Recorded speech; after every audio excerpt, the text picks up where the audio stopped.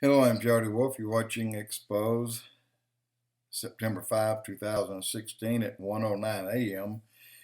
And topic is Steve Quayle and Hagman and Hagman. Boy, I tell you what, there's I'm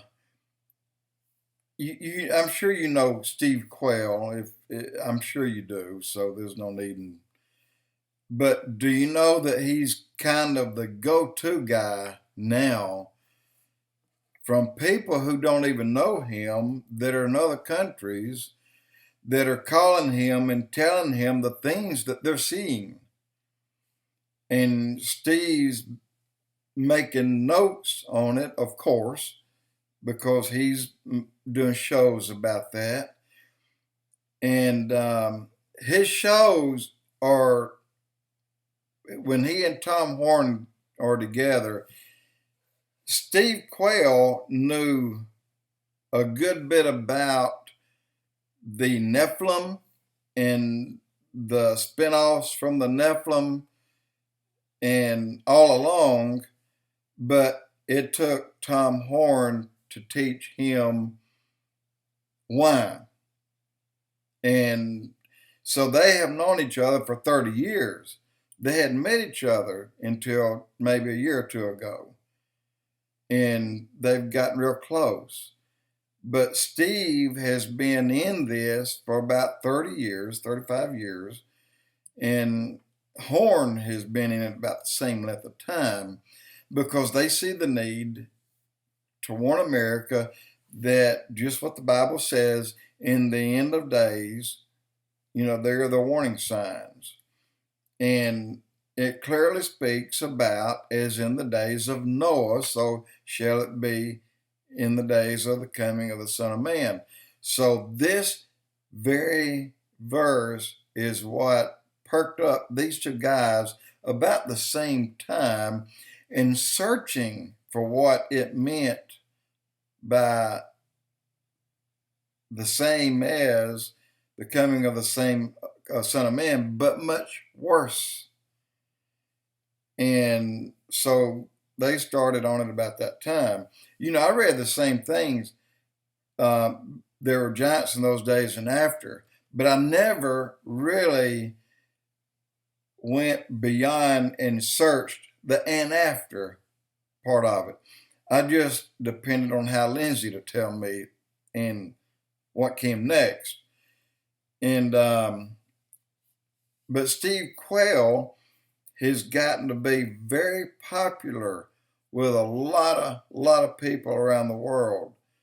And Steve Quayle, he's got his own show, but yet he knows that he can get with Tom Horn, or he can get with Hagman and reach more people.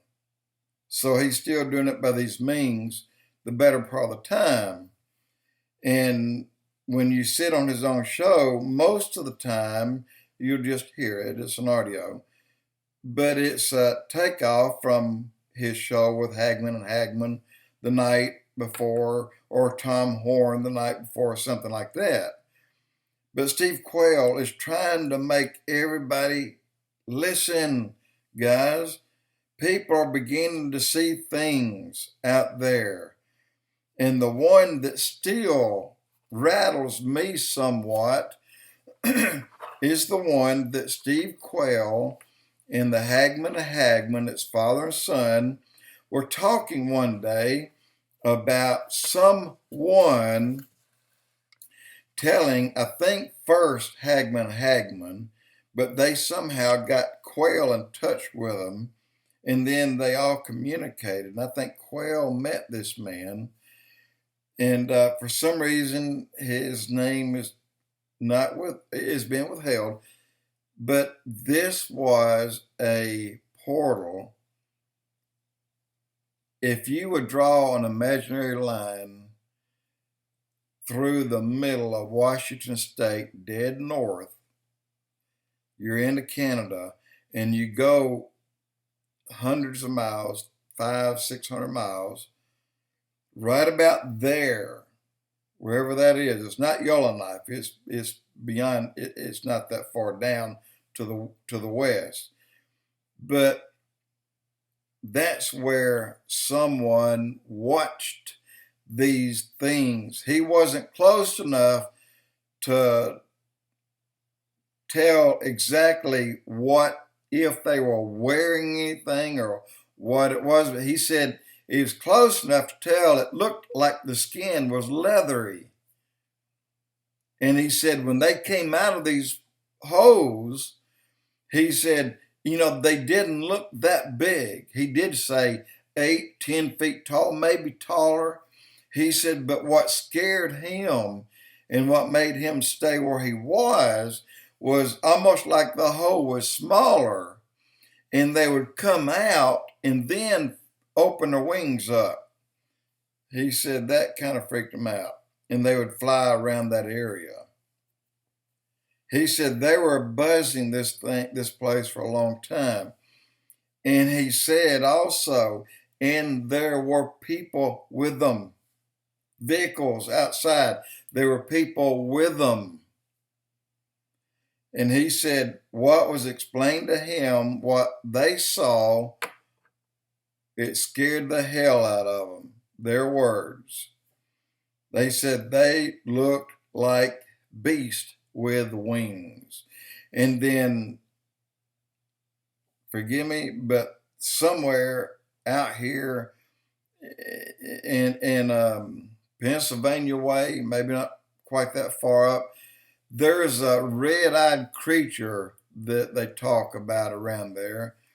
And I've never watched the movie. I've heard several times that they see it, but I'm drawing a blank on it. I didn't look it up before I started talking, so that's why I'm drawing a blank. But the description that I read and heard these people talk about, something big come out of the ground, 8 or 10 or 12 feet, and have wings like a bat, and that just unfolds and they fly around. That's got to be something. He said about that, he said, now look, and when he talks to you, he says, now ladies and gentlemen, Steve Quayle always says that. Now, ladies and gentlemen, when he says that, he's doing two things. He's saying that to listen up, doggone it. And then the next, ladies and gentlemen, pay attention. I've got another point to make. So when you listen to Steve Quayle, when he addressed you in that manner, now listen, ladies and gentlemen, he's trying to tell you two things right there. These are real and they're real bad. So listen up and pay attention. Now, the latest is there's been things supposedly in the skies above CERN, or the big 16, the big thing they have out there. Here I'm drawing a blank on it, but it's outside of Geneva. But this big thing they have is trying to break through the veil, the thin veil, and see what's peering in, or see if they can peer in and see what's peering out. A lot of people have been contacting Steve Quayle, and he said that he's never heard from so many people in his life as he have this summer alone about the beings that they're seeing everywhere. One of them is the rattlesnake prophecies, or the snake prophecies. This is the Indian culture way back. This is how they described the feathered snake, or maybe feathered rattlesnake. And then the Mayans described it as a slightly different, but everybody is describing these things as reptilian. Everybody's doing that. When they think about it, they say, yeah, maybe it can be more this way. The reptilian is on the upswing. They're seeing more and more of that. Seeing more and more of that on people on TV, like they're shapeshifting. And I actually saw one myself for the first time in my life. I mean, one that I recorded, a show that I was watching, and I saw it, and I said, oh, heck. Anyway, lot of reports the reports through the ceiling. He said there's so many. He said, I have gotten to only a small portion of them. And he said, these are people that didn't report just one event. These are people that are reporting multiple events. So it's not just they called me up because they heard something or looked out the door one night. So between the things that we're hearing, the little grays, the tall whites, the reptilians, and all the other things out there, let me mention one thing to you. And it took me a while to let this soak in. But when God made his angels, I don't know what angels look like. I just assume like me, but bigger with wings. And angels don't necessarily have wings. But when God made his angels, keep in mind, Satan, Lucifer was his name during that time. He was described as a reptilian, full of sapphires and stones like gold and diamonds and jewels. He was studded. He was the most beautiful angel that God ever created, called him the bright morning star. And so also it was said that all angels weren't created that way. All angels, there's many that have many different looks and designs and figures and things that probably scare us to death, but yet they belong to God. Look at the gargoyles, those that sit up on these mounts inside of some of these buildings in Geneva, Switzerland, the town square that was in place in 1200, oldest square in the world that has people still living in the same apartments, not the same people, but in that 5-way intersection. I saw them, I took pictures of them. Well, these are the same things that depicts that God rides on the backs of when he flies around this world. And he said, everywhere, wherever you are, if it's 3 a.m., God is near. If you wake up at 3 a.m., they said it's a very good time to pray because God is near you. He's riding on the backs of his protector angels. And they're evil, demon-looking things. But what we know as evil and demon, like little tiny Yorkies to God, I don't know.